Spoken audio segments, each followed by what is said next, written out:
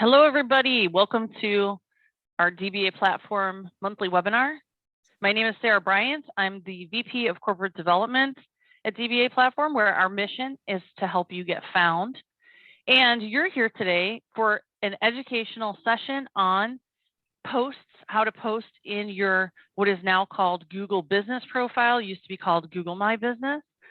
And we have Jan here who's going to take us through some of the recent changes in your Google Business Profile, what you're seeing, what new strategies you might use.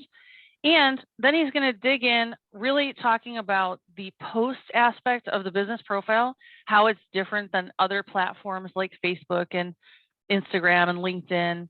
And it is actually a social media platform. So we get questions all the time. How often should I post? What should the post content be?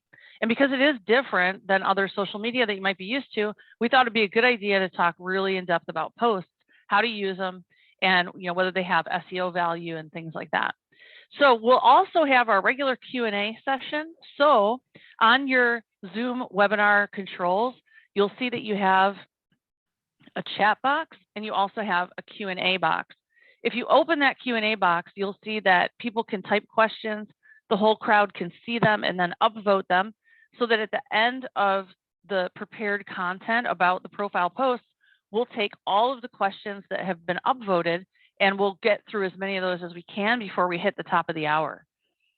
So join me in welcoming Jan Gilbert. Jan, as you know, he is the creator of Local Falcon, which is the top ranked Google Maps grid tracking system that helps you to understand for certain keywords whether your locations are showing up in local SEO, and if you're not in the 3-pack in the map section, who your competitors are that are there, and you can go in your Local Falcon account and see what your competitors are doing, how you compare, how you rank, and then of course that helps to understand how to optimize your profile better.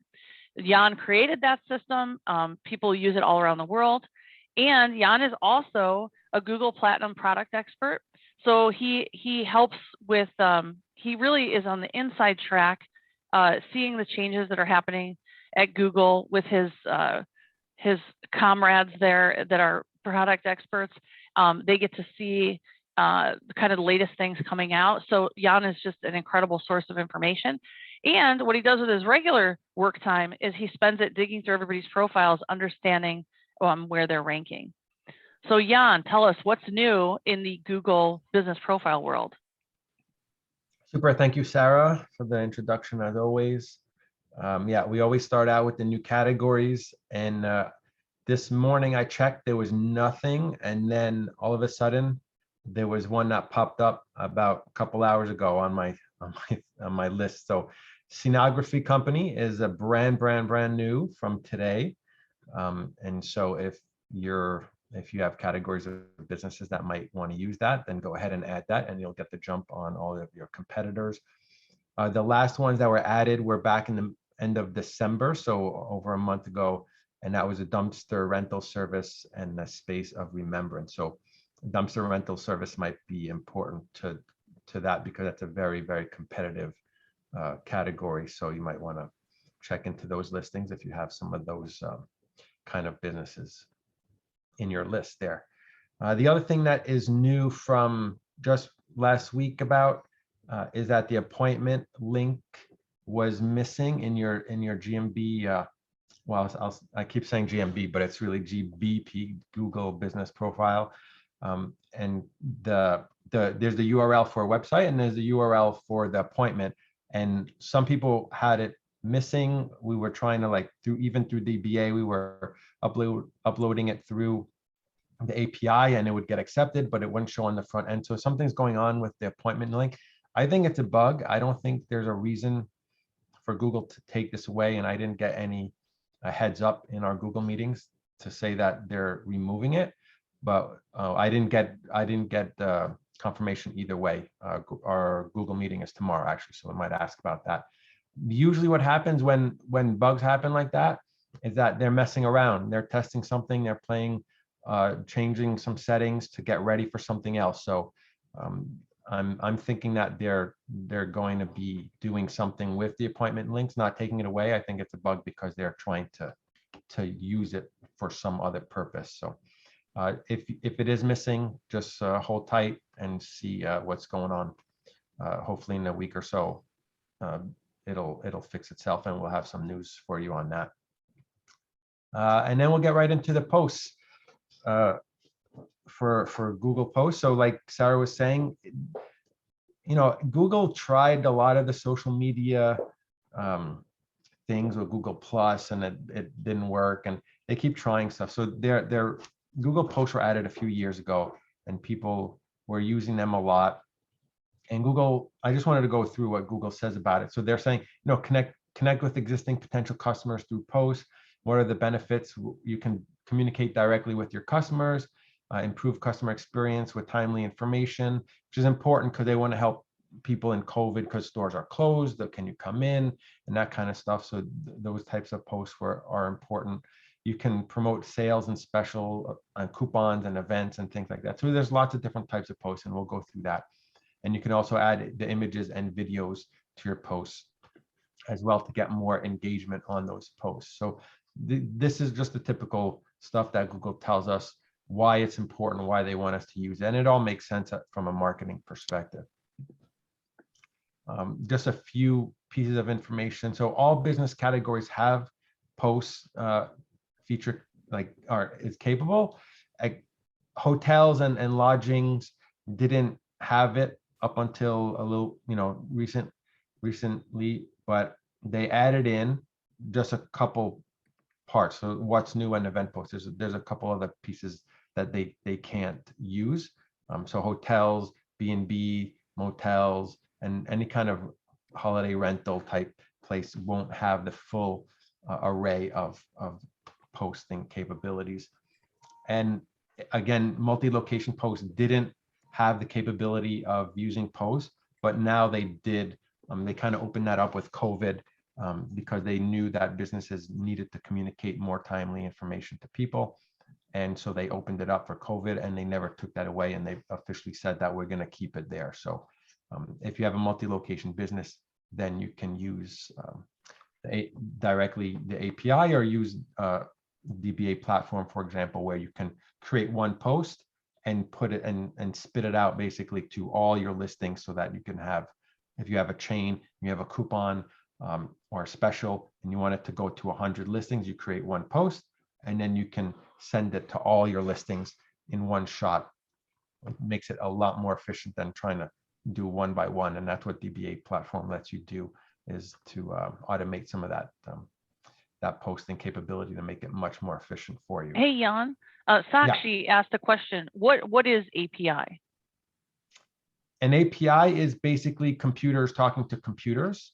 So for example, if you're in dbaPlatform and you're creating a post, we have your information, and then we're sending it directly to a Google system who accepts it, and then puts it on your listing for you, instead of you going into your GMB dashboard and manually entering it in and hitting save, and then it gets created.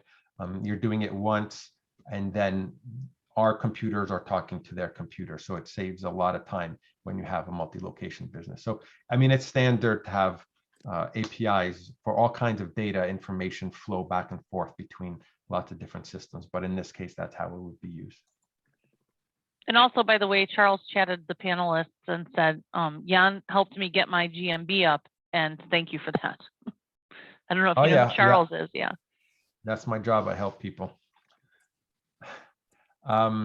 So I just wanted to bring this up because, you can tell when something's important to Google when they keep putting it in front of your face and talking about it. And when you first log into your dashboard, you'll see, like on the bottom here, where you might have a list of businesses, but there's an icon here to create a post. So if you're doing your posts one by one, you don't have to like click on the business, go in and find it. You just click right here. So the fact that they put an icon right off the front page of your dashboard is indicative of they want you to use it, right? Same thing when you log into a specific business, you have posts, which is basically right under, it's the first thing under home.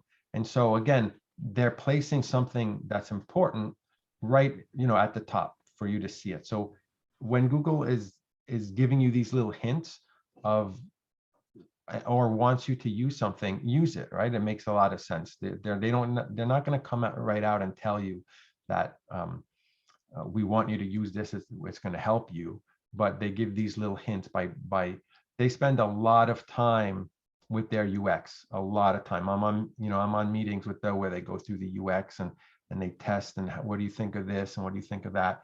And there's teams of people going through the UX. So the fact that they're putting the post so much up front is telling you that they think it's very important. And so we'll just go through a couple examples of where post display. It's hard to show in screenshots because there's just so many places where they can show up. This is kind of like the bottom of a knowledge panel. So when you search for a business and you have their business on the right-hand side in desktop, at the bottom of that knowledge panel, you'll see a bunch of posts and you can scroll through them. The posts used to be at higher up, but they lowered them down on the knowledge panel. If you click on maps lower, down after the business name, you'll see the posts here and you can scroll through them. So there's on desktop, there's a few different areas where you can find them. On mobile screens, there's two places where you can usually see them. In the update section, that's where your posts will show up.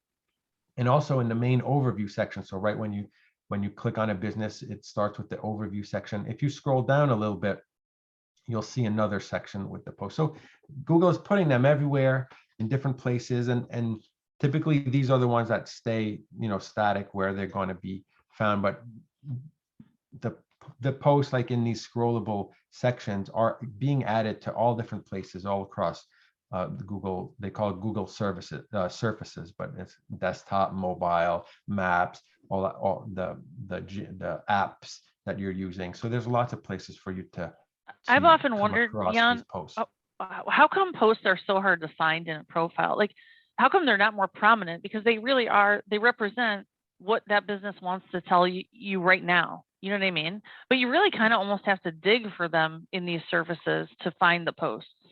Sometimes, I mean, with mobile, like the updates, there's a button, right? So that makes it easier. I think Google wants to give you the most pertinent information right away. So like, you'll have your name of the business and then it'll tell you the address, the phone number, the website, that kind of stuff. So that's always more important than a post. So I think that's why they're, and reviews, come before post information, I guess. So that's where they're kind of ordering. They used to have it up higher, but I think it was taking up too much screen, and it probably was hard for some people to find out this basic information. So then they brought it back up and put the post lower down. So I think, I'm sure they've done so many, all that testing to see where is the best place for the post to go. But they do show up and they do change areas.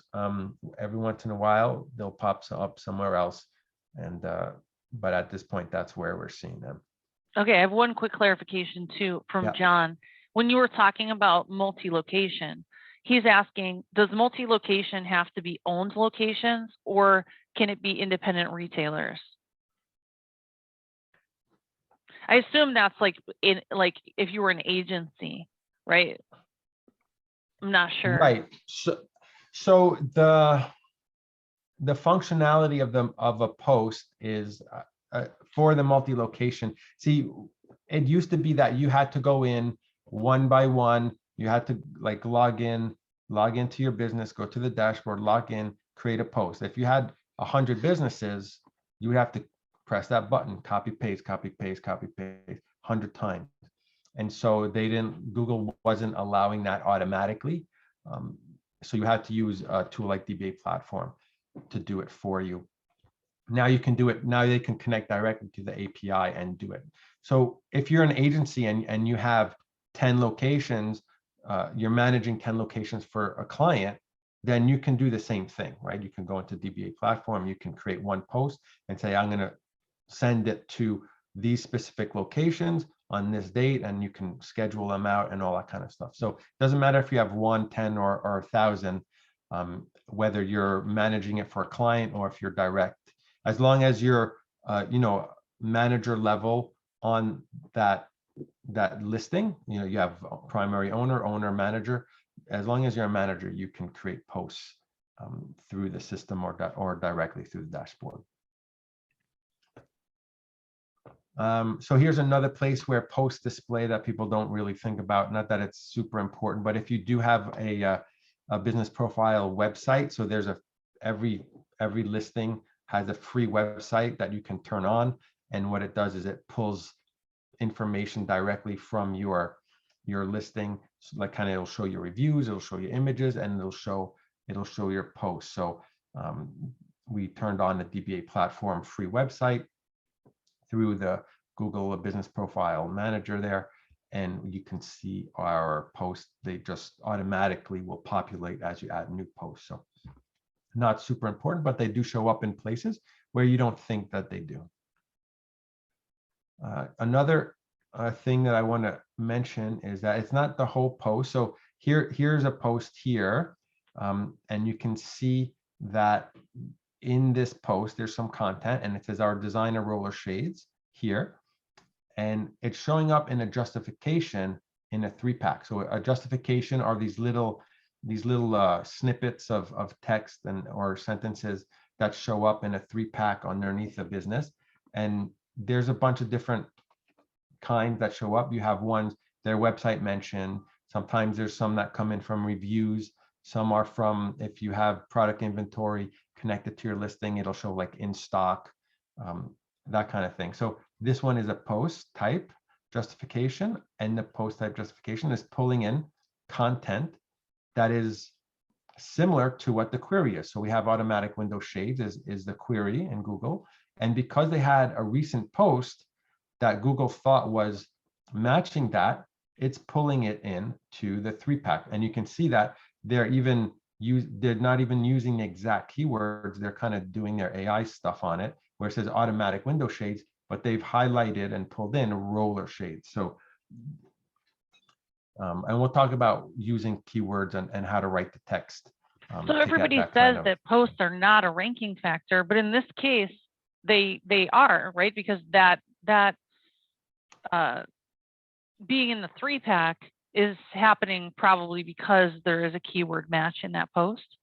It's possible. See, those are things that are very difficult to measure.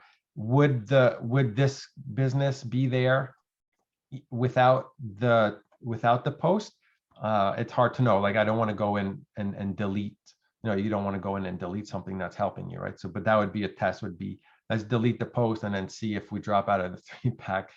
I don't think it's showing up because of that. I just think that Google is pulling it in, and then it sees that there's some connection, and so it might be helping. But I'm more inclined to say that it's the AAA Blind Factory was always going to be in the 3-pack, and Google is just adding that extra thing to be helpful to a user. But it's possible that it's giving a little bit of a boost instead of to be third instead of fourth, but it's really hard to know. And that's the problem with testing these kind of things, is just creating a post in of itself creates some kind of boost. So was it the post? Was it the text on the post? Is it the engagement on the post? Was it it's hard to know what it is that made the ranking boost when you're creating one in the But first good place. To know that Google is interacting with the content in the post. They are aware of it and they could use it. So now we know that they could. It's definitely scanning and reading it, and even altering it when it needs to match a query. It's doing all its AI stuff, analysis in the background that you don't realize. So that's why posts are important, because Google is reading the content and matching that content with your business, right? So here's a bunch of different types of posts that we can do. I don't want to spend too much time on it, but if you scroll over, you have your COVID post, the offer post, the what's new, the product and event, and they're all a little bit different, but mainly they have an image, they have a text box, and they have a button, a call to action button. And those call to action buttons are a little bit different depending on the the post type that you want to the COVID post, what's new, and event, all have the same kind of call to action button. And the product post is different, where it's missing the book and it's missing sign up and call now, but it has a get offer. So they're a little bit different, and you can tailor, depending on what you're posting about, you can choose the ones that make more sense. And just a reminder that you can use UTM tracking parameters on all links that you're adding. So if usually you have a call to action, it says learn more, and it'll be a link, and then that link that you add in will go to your website, for example. You can add UTM tracking parameters on that link so that you can track yourself, because clicks and impressions are not always correct in Google when it shows you in the dashboard. And so sometimes you want to track that yourself. And if you use dbaPlatform, for example, and you're creating our post, it's automatically in there. You can preset all your UTM tracking parameters. When you create your post, it'll automatically do all that stuff for you, and it really saves you a lot of time. I'm going to talk about the offer post, because the offer post is, to me, the most interesting type, because it gives you more flexibility and more visibility than the other offer posts, than the other kinds of posts. I mean, you have the photo or video section, you have your offer title, you have a content area, and then you have a whole bunch of other, if you want, you can add specific dates. And so usually if you're doing that, you can, if you're posting weekly, for example, you can have them end at certain times, but they can overlap. There's no problem if you overlap dates for offer posts. And what we see is the redeem online button here, and which is the URL that we put in here, put coupon codes. And so I find this has a lot of visibility, and you don't have to put, if you don't put the coupon code in, then it won't show this big block here. It'll just show redeem online. And I have lots of examples coming up. But they don't have that call to action button like you see on the other types of posts. They just have this redeem online button or link. Yeah, and if you put dates in there, will this post stay up? So if I put a date of like tomorrow through Saturday, will the post still show up, but it'll just show that the offer is no longer available because it says the dates of the offer? They don't completely disappear, so they'll always be there in the list. So that's not an issue. So you can use that, but you can pick a date that's 6 months out. Like, it really doesn't make a difference as far as a timing. So you can use the offer post in that, and kind of like that's not probably how Google wants you to do it, but you can do that. And like I said, I'm going to give you a lot of examples coming up. And where people get flexible and a little creative is, anything could be an offer. Anything, if you have a download a white paper on your website, if you have a free consultation, if you have all kinds of coupon or special, you can use that you can create that as an offer post. And I find it gets it's more visible than the other types of posts. So this is my favorite. Now, if you don't have any of that, stuff to talk about, and you just want to put a what's new, then you could just, and it's news, then you do a what's new, right? If you have a specific event that you're hosting at a time and date, then you can use that. It gives you, use what makes sense to the information that you're trying to promote. But I just wanted to show you that the offer posts, a lot of people don't use it, but I find it's the most flexible. So let's talk about what makes a good post. And I have a bunch of examples here. And in general, we just want to use marketing principles, right? So we know that people in images get more views, faces get more views, more clicks, right? People are attracted and looking at other people instead of things, right? So when we have certain categories of businesses, we try to do that. In this case, there's two dentists, but if you're a lawyer, or if you're, people like to see faces. If you're an owner, it makes a connection. It gives a human face to your business, and you're just not a generic business. You're a person behind that business. That if you're, taking pictures of yourself as the owner. And so if you're an agency and you're having trouble getting images for your clients because you're trying to do posts for them and they're not sending you pictures. That's the kind of thing that you can ask them. Tell the owner to stand in front of his business, stand in front of his door with the sign, stand in front, shaking hands with other happy clients or things like that. So people in the images get more engagement. You can also put text on the images, so that always works better than just a straight image. And so you don't want to take up too much area with your text, because Google doesn't like only text, and they'll reject a post for doing that. There's certain guidelines where you can't have more than 50% of it words. It's not 100% because the AI system will scan it and sometimes we'll pick it up, sometimes not. But these are good examples. I find that in that white space that's not really being used there, you're typing in some things there, either your name of your business or a call to action, that kind of stuff.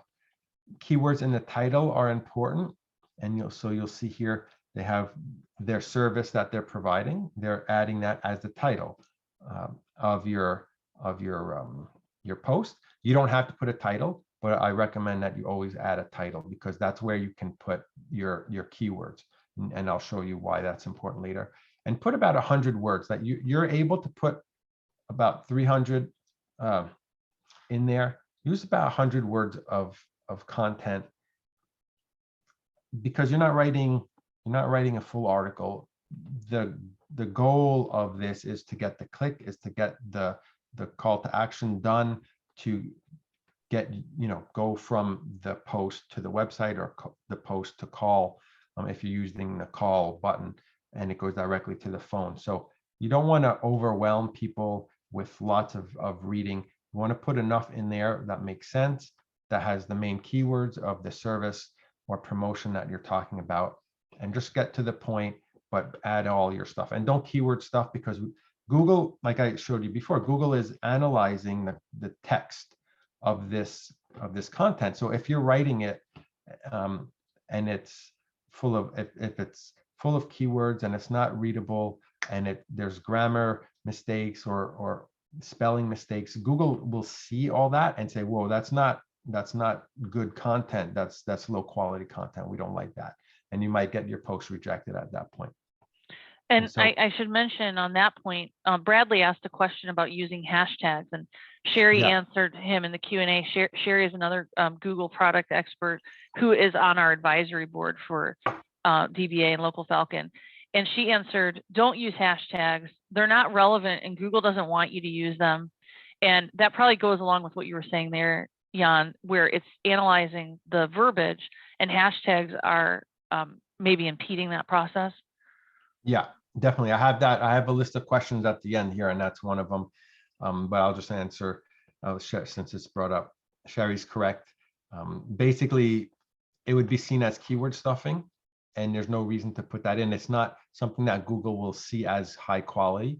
And they don't connect. It's not like Twitter or Facebook, where you can hashtag and it connects to other. This is very specific to your listing.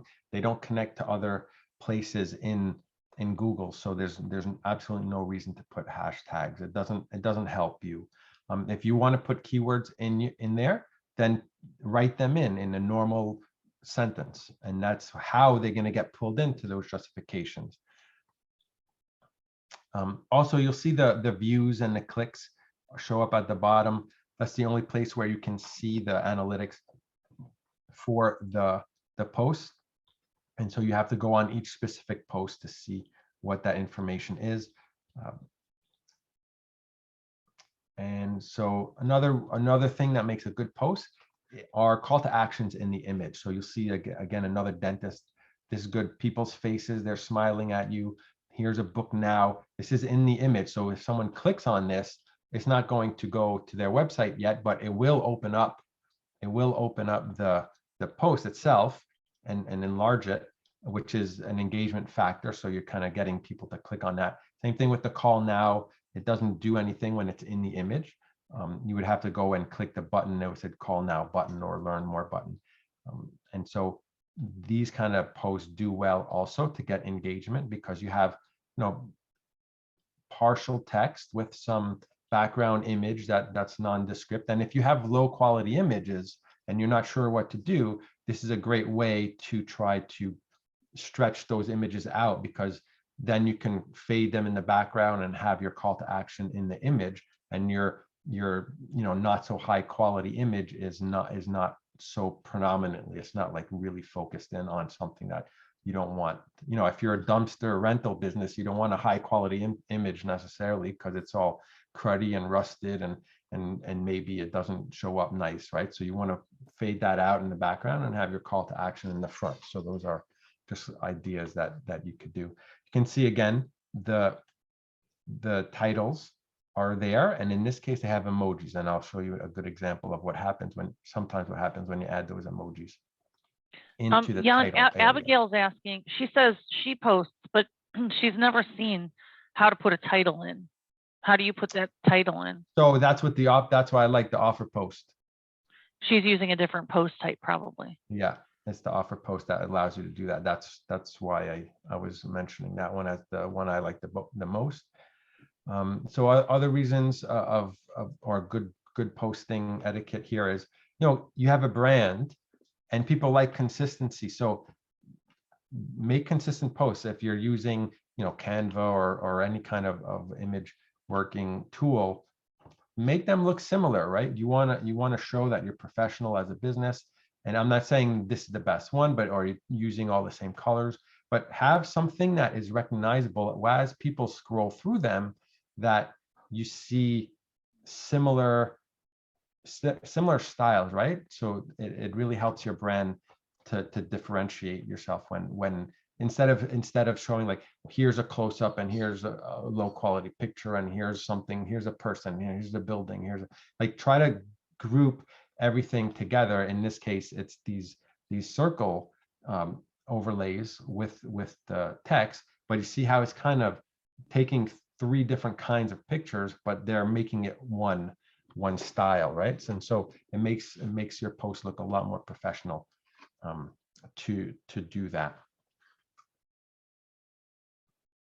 Some more examples here. So we talked about the title, and now we have that emoji in the title, and you'll see on this 3-pack here, here's a justification that is from the offer post, and you'll see that emoji and the title shows up in the 3-pack. So these are just little tricks. Now, is it helping in ranking? No, but when you're looking at this, and now I have this blue little color, this icon, I have this red icon. The other 2 don't have it, right? So my eye might go, or user's eye might go to that because they have color, whereas the other ones don't have color. And so it's just those little psychological marketing things that help, and those come from thinking about your posts and planning your posts, and not just, oh, I have to make a post, let's just do one really fast. Plan them out, schedule them out, and put all those good elements in there so that you have the best chance. And when Google does like it, it'll pull in those things that make you just that little extra more than the competitor, right? So let's talk about rejected posts, because those we always see on the forum. Why is my post rejected? So there's a lot of people that complain. So don't put phone number. You're not allowed to put phone numbers in the content of the post. Don't put URLs in the content of the post. If you want to put a phone number, we saw, if I go back up here, this is part of the image. So they put the phone number in the image, but they don't put the phone number or links in the content, right? If you want to add a link, add it here. There's also, if you use the other types of posts, you have a call now button, and you could link that directly. So Google doesn't want you to put that stuff in the post content. But if you want to have your phone number showing, then do it like this. This is a great way to do that. Too much text overlaying the image. So if you have an image and it's like pure text, Google doesn't like that in a post. It likes to see posts with images of people or products or external things. They don't just want a wall of text. They'll reject those kind of posts. And no content related to like shady stuff that Google says is alcohol, tobacco, gambling, financial, farm and drugs, and that kind of stuff. And so Google will look at the content of the image. So let's say you don't even talk about it in your content. Google will actually look at the content of the image, and I'll give you an example in a couple slides where they're analyzing what's in the image. And if they see a beer can or an alcohol bottle, they'll say, no, you can't post this. Even though you don't say anything in any kind of keywords that it's about alcohol, they'll figure it out that it's about alcohol, and they will reject that kind of post.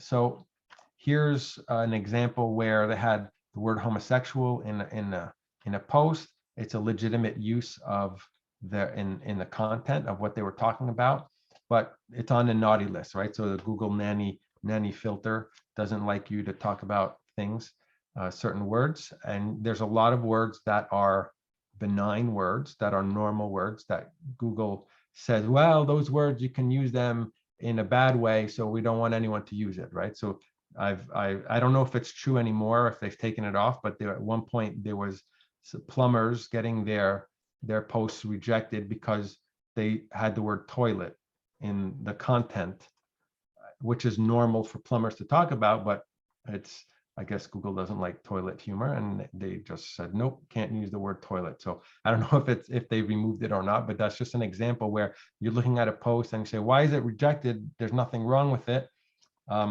It could be because of those words. So you have to look at every word and say, well, can I use this as a bad word or not? Or can, if I called someone this, would it be bad or not? So it kind of gets stupid sometimes, but that's the way it Does is. And there's Google no tell list you on. why they reject it? What? Do they tell you if it's the No, image or the words? They just stamp it no, reject?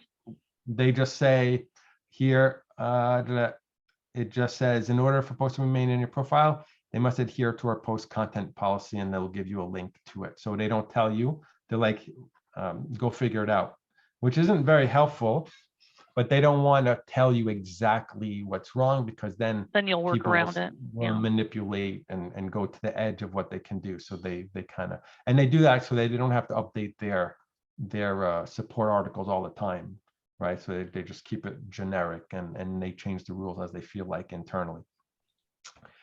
So that's, just an example like that. So Google doesn't like certain topics or certain words. Here's an example that someone came to us in the forum where they asked, well, why is my post rejected? There's nothing in here at all.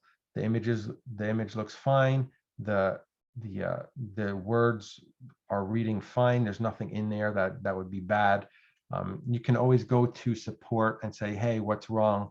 My post was rejected, and contact support through your dashboard and say, my post was rejected. Can you check it again?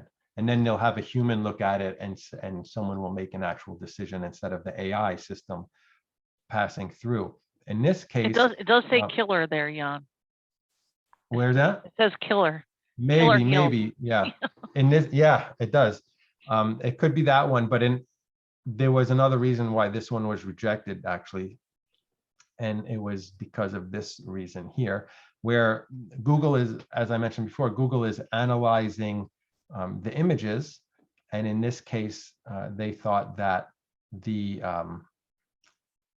image was too racy and had adult content on it. So Google has trouble with skin-toned images, or whoever's feeding the AI system was feeding them some weird websites for them to train their algorithm, because pictures of feet and shoes maybe were just a little bit too much. And so, don't be too sexy for Google. And if you're not sure, you can go to the Vision AI tool, and you can check out one of your images to see what Google actually thinks what's in your post. If you don't know who this is, then that's a song that is maybe too old for some of you guys. So here's a bunch of questions. I didn't have time to put images on all these questions, but these are the ones that always come up. So do all countries have the post feature? No, not all the countries do. There's no list. I know Russia doesn't have it, but I don't know specifically which ones don't, because Google doesn't publish that. And so I'm sure that if you're in those countries, you know if it works or not. They're just not going to be available for you. There's nothing to do about it. Do all business categories have posts? Yes, I think all business categories have posts at this point. The lodging ones used to not have it, but now they do, but they're limited to the what's new and the event type posts. And do posts increase rankings? And that's the most common question, really. And the quantity of posts doesn't matter. It's the engagement on the posts that matter, right? So if you think about how the system operates, the Google system operates, they don't want people to be able to manipulate the ranking. So if you can imagine a spammer and he's creating 1,000 posts a day, which can happen, that would manipulate the system if the quantity counted, right? But what Google wants is engaging and good and people interacting with your posts. So you take your time, make a good image, craft a good content, like the written part, and make posts that people are clicking and viewing and reading and scrolling through all your posts, right? That's what's going to increase your rankings. It's the engagement on the post that Google is counting.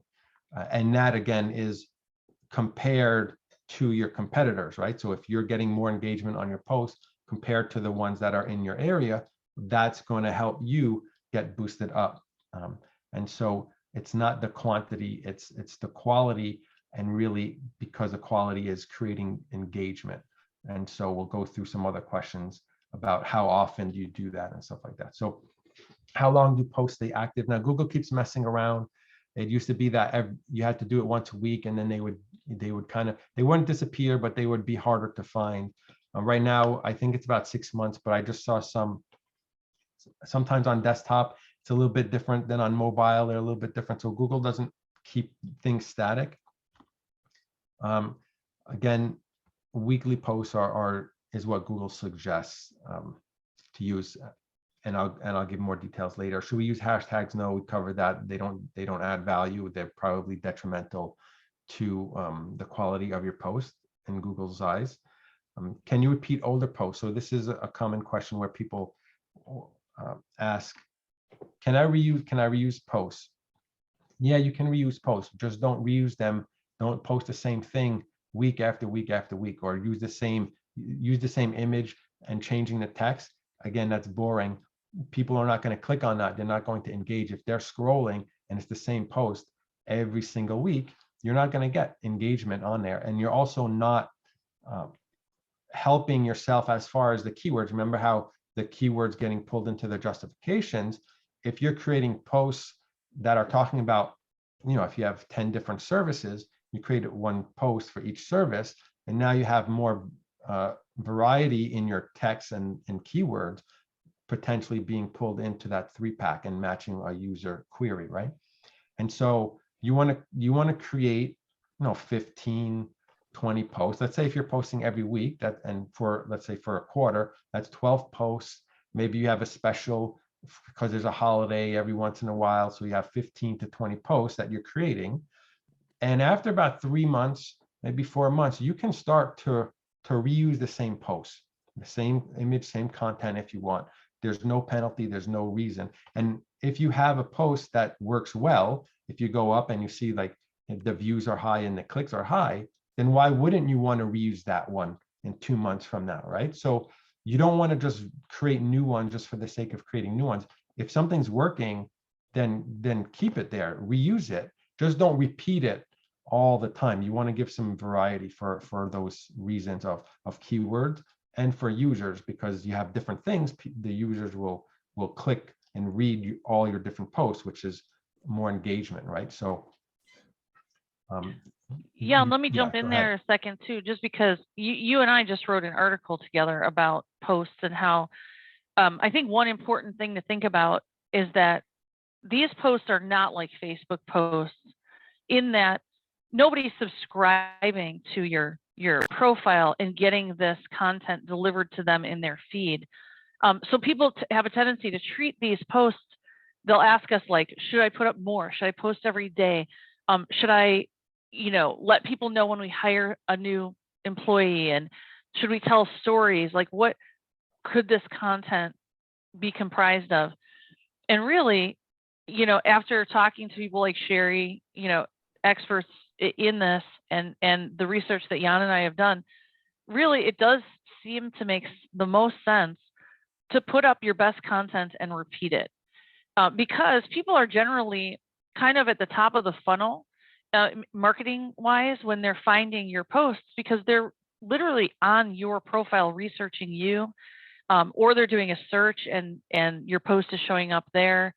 It's not like somebody's going to subscribe and read all your posts. This is really very close to a conversion when people are wanting to call you or go to your location. And so you can put an offer there that might entice them. You could tell them about a product or service that you have that they might not realize that you have. It's really, I think about it, if you're old enough to remember the Yellow Pages, I think about it as posts are extra things that you would add to a Yellow Pages entry if you could. It's what are the things that would convince somebody to choose me or educate them? Find those best messages and then stay with them. This is not about creativity and changing it up every week. It's about new people coming to see me. What can I say to them that gets them to go deeper with our business today? Yeah, that's perfect. That like you said, they're close to a conversion, right? These are new people that are searching. They've clicked on your listing, and now they see they scroll through a couple posts, and they're looking for teeth whitening. Oh, you have a teeth whitening post. Oh, I know that you do that. So you're just trying to confirm with that searcher that you provide exactly what they're looking for. And so you have a variety of posts that you create for all your different services, and then you can reuse those if they work well. Now, sometimes you might want to switch out an image if you get a better quality image, or change the text the next time around. But you're tweaking. You're not making a new one all the time, because you have a certain amount of services, and those are what you want to promote, right? And the last question. Clive and Tricia asked about that article that we did. I think that's actually scheduled to publish in March sometime. So we'll share that link in the Facebook group. We'll go into it at the end too, but we do have a private Facebook group that you are all invited to be in, where we share the recordings from these webinars and other articles and blog posts and lists and all of the things that everybody asks us to compile all gets shared in that Facebook group. So Ryan will probably put that link into the chat so that if you want to get there directly right now, you can. And he's standing by to let you in. So it'll all get announced there. Yeah, super. And the last question here, we got 10 minutes left. So can you use text from your website? Yeah, of course. There's no duplicate content at all. Like we were just saying, you can reuse posts, but you can, if you have a couple of good paragraphs and you're trying to save time, grab it from your website content and put it on your post. Google's not checking that and caring that you are reusing sentences. So that's fine. If you already written good content, then you reuse that good content. Okay, we have so many questions. So many questions. Yeah. Okay. So how often? So this might cover okay. some. Yeah. How often do you post? So Google says weekly, but it's really figure out what you want to post out. So you got to think about it, right? You got to sit down for a little bit of time and say, I have these services. I'm going to create posts for about one of each of these things. And then I have a holiday, I have a Valentine's Day, I have a Christmas thing. And so create those all ahead of time. You could go in dbaPlatform and schedule them out. And that way they're done and you're sitting down for, half a day and just doing it all. Weekly is recommended. So you can, okay, I have 3 months of posts. I have one a week. That's this many. And then I have plus this. Now, if you have a lot of content, if you're a restaurant and you have a special every single day, then put a post for your special every single day, because that makes sense to the users. And when someone new comes that day, then they see it, right? So it really depends on the type of business. Typically, though, you're not going to have that kind of turnover of content. And because if you're, your services are staying the same all the time, then weekly is fine. Posting every day, I just mentioned, it's too much. You want the engagement. So if you're posting every single day, you're going to have those posts disappear faster. There's no engagement on them. And then Google says, well, they're not good. No one's clicking on them, right? Because they're disappearing. So you have something good, take the time to do it right and let it sit there for a week and then repeat it often, every so often to get that done. So unless you're a business with lots of views like a restaurant, then you don't need to do one every single day. What are a good amount of views? Well, that is hard. You can't measure that. It's compared to your competitors. And so even if I said, well, dentist posts should get this amount, well, is it a dentist in New York City or is it a dentist in a small town of 5,000 people? They're going to get different amount of views, even though they're the same category. So it's really your category compared to your competitors. And we don't have metrics on that kind of stuff because we would have to have all, so many different things to check. So it's relative compared, right? What counts as a view? Every time it becomes visible on the screen, it counts as an impression or a view. And every time someone clicks the call to action button, that's a click. It's not a click on the post to make it bigger. It's a click on the call to action button. So I'll open it up for everyone else now. All right, let's see. Sean asked, should you ever update old posts with new information? So if it's in the past, I wouldn't update, like edit it. So no, if there's something there that's important, then create a new post with it. If it's something that you're embarrassed or was wrong, or if you have a bad spelling, then you can go back and do that. But typically things will, if it's past a few months, people don't scroll that far away. So I wouldn't go back and change unless it's really egregious of some kind. George asked, is it better to optimize the photos with keywords and geotag the images in posts? So the geotagging, I wouldn't do that manually. If you're in DBA and it does it automatic, I wouldn't do it manually. If you're doing it automatically through some kind of program like DBA, then that's great. Optimizing the images would be more, I mean, if you want to take time and run it through that Vision AI tool to make sure what Google, sees, and it'll tell you what it is. I would really just pay attention to the visual aspect, because the important part is you want it to be attractive to someone looking at it. So don't worry about all the back end stuff as pay attention to this is what happens with SEO. Is like they want to do all that extra little stuff, and then sometimes they forget about what that picture actually looks like. Is that a nice picture that someone's actually gonna and a title is someone gonna click on? So make sure that you do that high level stuff before trying to go in and add all the little extras. Should the images be unique, or are stock images okay? And that's probably an extension of the answer you gave So I there. forgot to put that on my thing. Stock images, Google does not like stock images because it's trying to match the picture to a business. And if the stock image is used on hundreds and thousands of listings, and it's used for a lawyer and a dentist and whatever, then Google can't understand that picture specifically to you, right? But if you have a picture of your dumpster truck and it's yours and it can read your logo on the truck, then now Google can localize that picture to your business, and it's a lot better, right? It knows that there's a truck in there, knows that so if you're just using a stock image, it can't do that. So it's not like it's bad that Google, it's not that it's bad to use a stock image, is that you're not getting the benefit of the image in there. If you have nothing else and you're not getting anything from the client, for example, then do that. I wouldn't use like the standard stock, focus in, blur it out, put the words like I showed you how some of those were.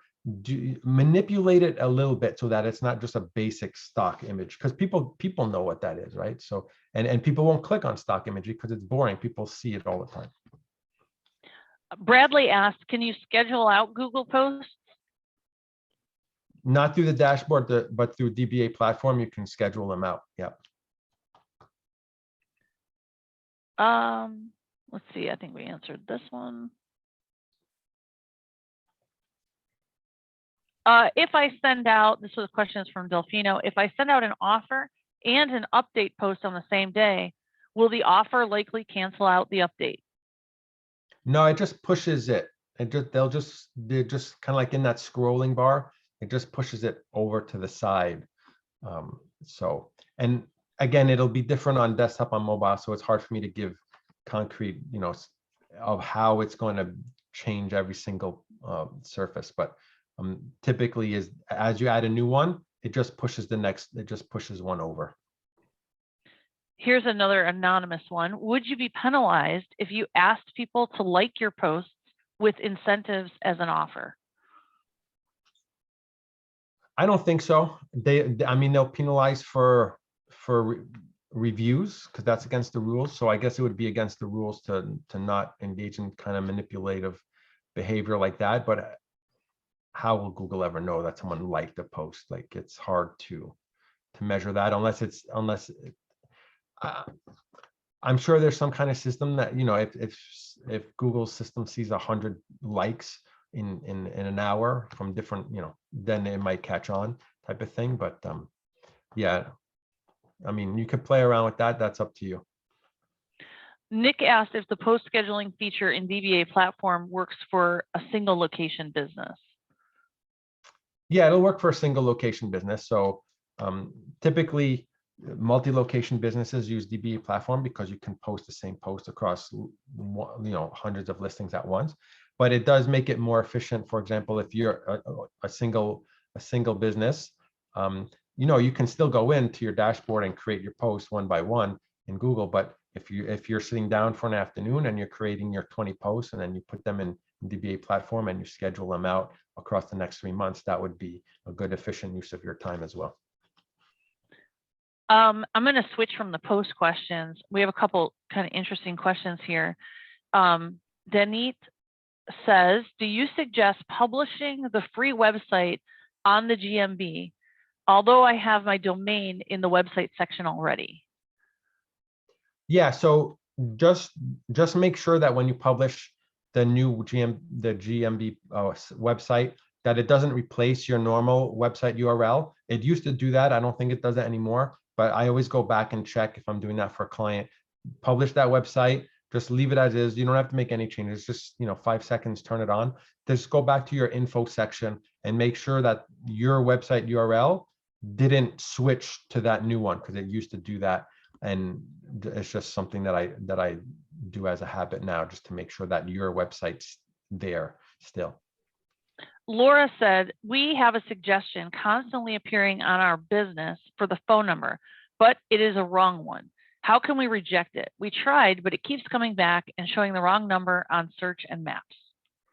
So type in your brand name in Google, your business name, and that wrong phone number, and then see what Google returns, and see probably what's going to happen. It's going to return some citations. Maybe you have an old Facebook page or a Yelp page or something that has old information that Google is crawling and trying to update your website, update your listing. So your name, your business name, maybe even your address, plus the wrong phone number, and see what Google returns to you, and then go back and try to fix those, which is not always possible, but it's somewhere on a third-party site that information is there and Google is reading it. Let's see. Jesse says, what is the best way to find the updated categories as soon as they are live, like dumpster rental service? I go to a site and through the API. Basically, I have access to an API and I'll just run the scan. So there's nothing that's going to alert you. There's no place that will send you a message when it's new. Unfortunately, it's just through dbaPlatform we have the API that can do it for us. So okay, I see that we're at the top of the hour. Ryan, if you can add the Facebook link again. Anybody who has any questions that you need to get answered, you can join us on the Facebook group. We'll have another webinar next month. Next month we'll have a panel of experts to talk about a number of things on the panel. So join us then. And if you have any questions about what dbaPlatform can do, I would suggest, if you're interested, I mean, there's so many little helpful widgets that dbaPlatform provides, depending on the industry that you're in. I would start with Local Falcon because you can run scans if you create a new account on Local Falcon. If you haven't been in there before, you'll get some free credits, and you can try some scans on your location for keywords and see how your business is showing up. It's so informative. It'll really help you dial in what we all now know is the most important SEO factor, and that is local. If you have a location, local SEO is really your only SEO. So go, check out Local Falcon, see where you rank for the most important keywords for your business, and we will see you guys next month. Thanks for joining us today. Super. Thank you very much.